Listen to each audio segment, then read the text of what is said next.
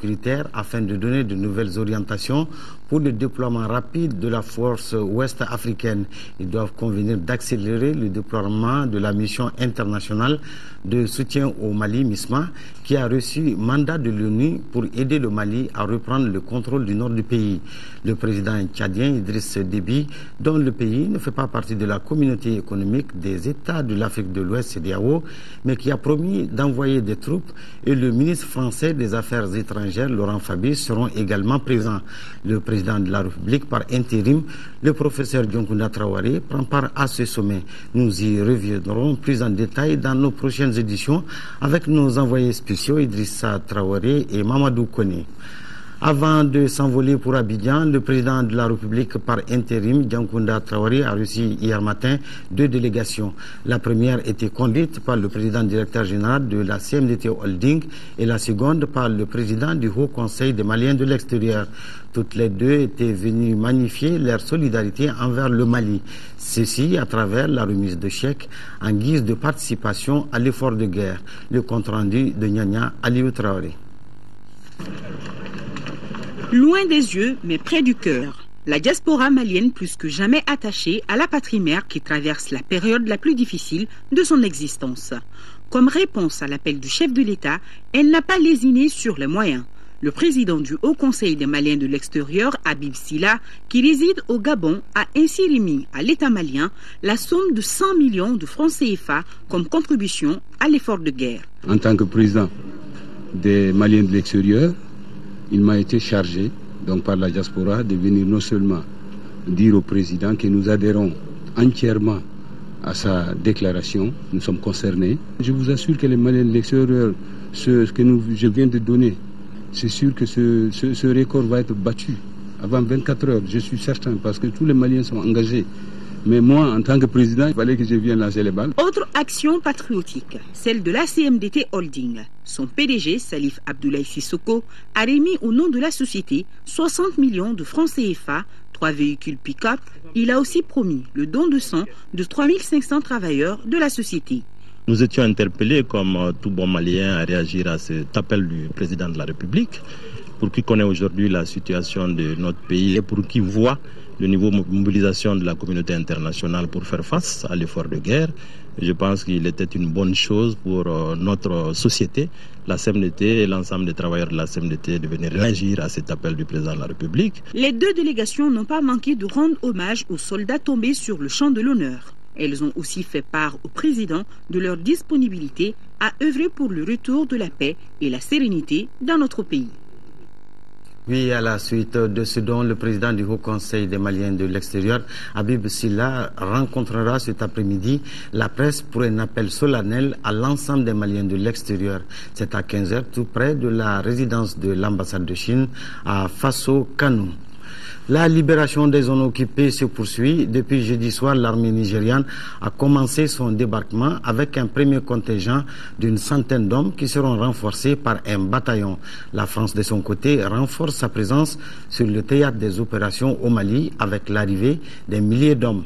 Les soldats de la marine française sont en stationnement à l'aéroport Bamako-Sénou avant leur déploiement. Et la Norvège vient d'envoyer du matériel sanitaire et des médicaments.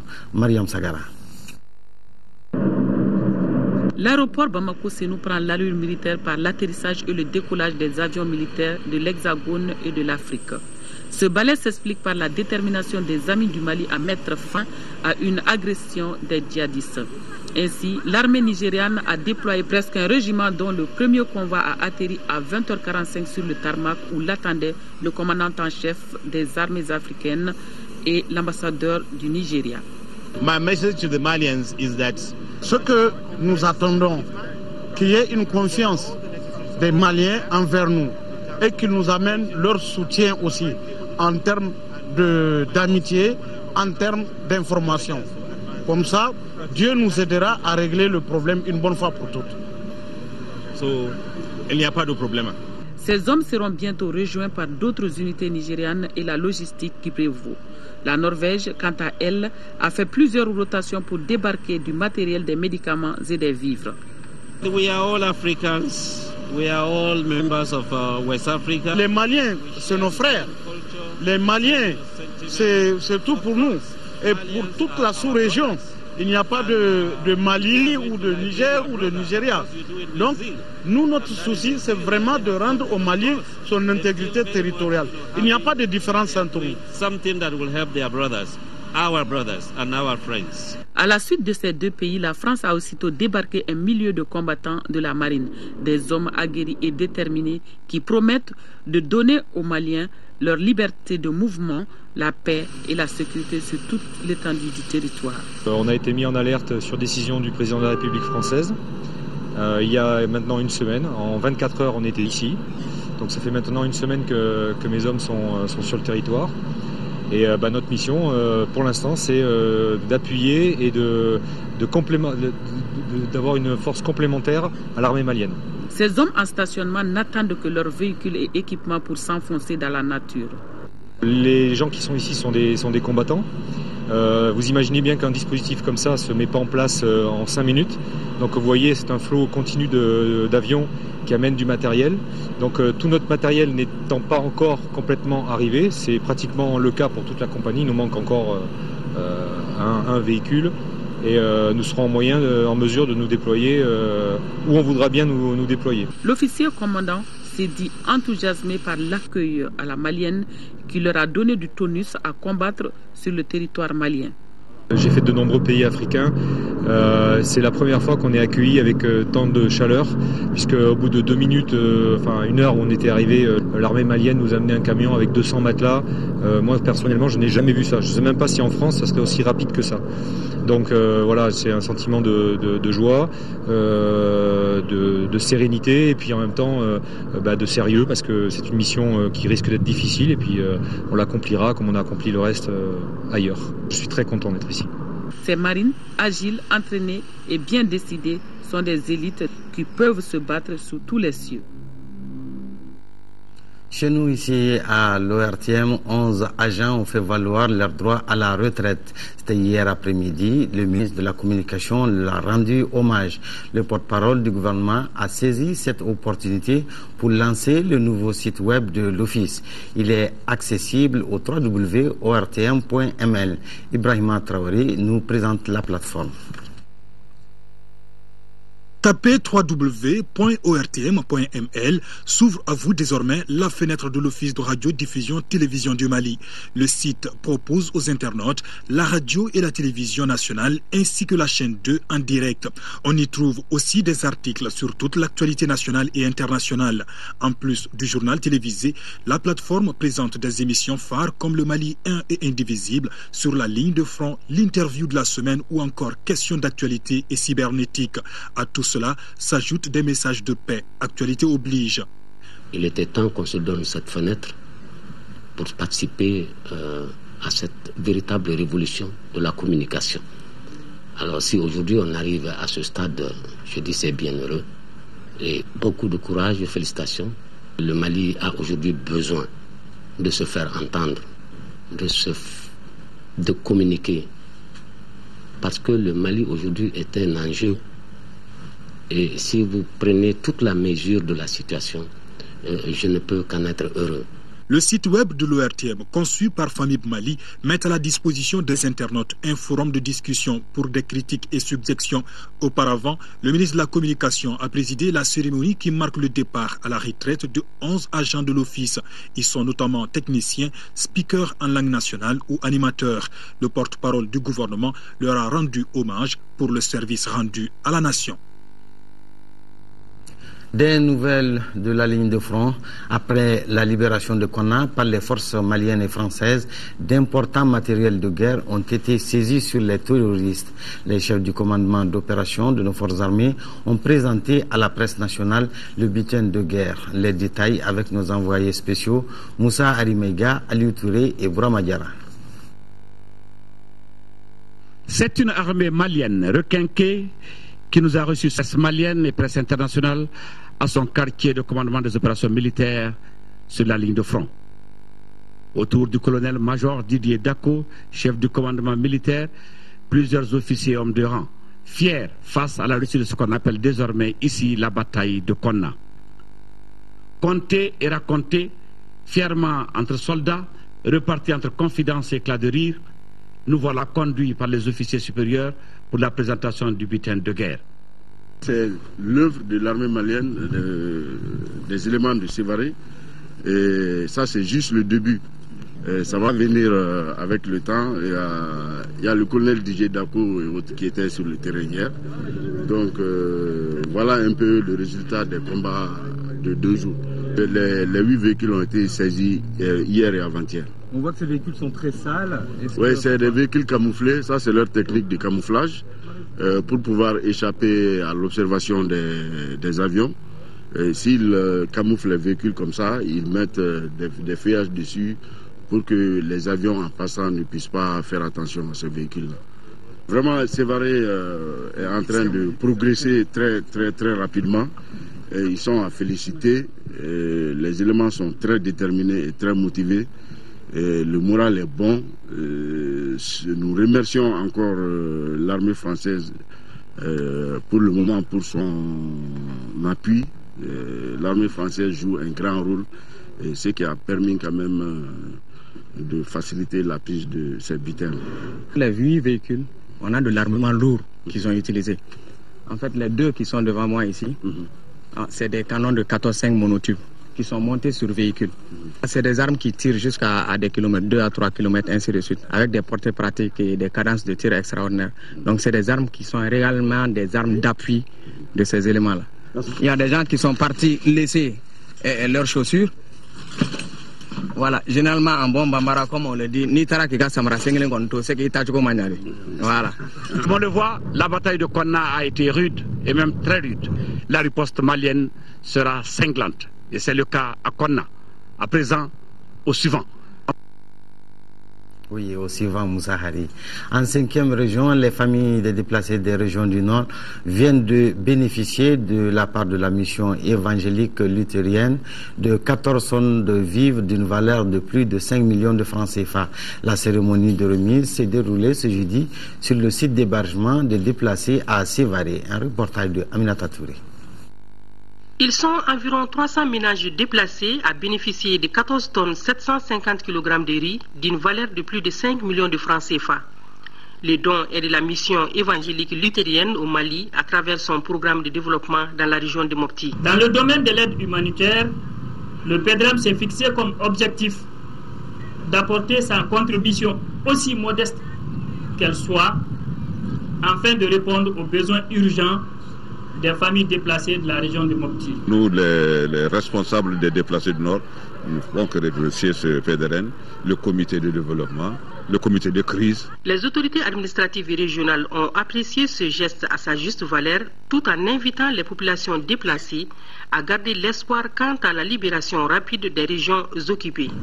Ce que nous désirons, ce que nous souhaitons, le plus vivement en ce seuil de nouvel an 2013, pour ces personnes déplacées, c'est qu'elles puissent retourner le plus tôt possible dans leurs localités respectives et saluer la mission évangélique luthérienne au Mali pour l'ensemble des efforts qu'elle consacre pour le développement en région de Mopti et son programme humanitaire. Il faut rappeler que la MELM est une organisation confessionnelle chrétienne qui intervient au Mali depuis 1986.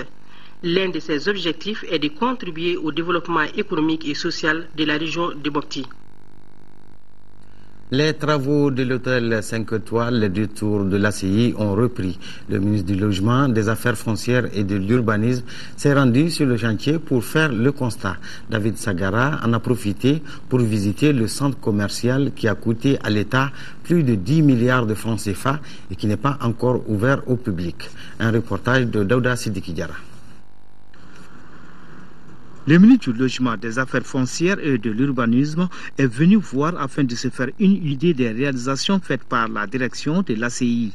La visite guidée de ce vendredi a concerné l'hôtel 5 étoiles, les 2 tours de l'ACI. Cet hôtel de haut standing à 11 niveaux dont les travaux sont réalisés à 35% a un concept développé à plusieurs endroits, notamment le Qatar, le Maroc, entre autres. Les travaux de gros œuvres sont terminés et un opérateur sera chargé de la finition. Coût total après finition 7 milliards de francs CFA. Les travaux ont repris.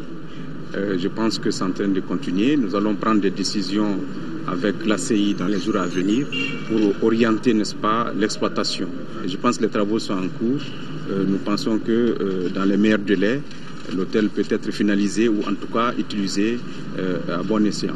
La délégation du ministre s'est rendue au centre commercial de Bamako qui a coûté plus de 10 milliards de francs CFA.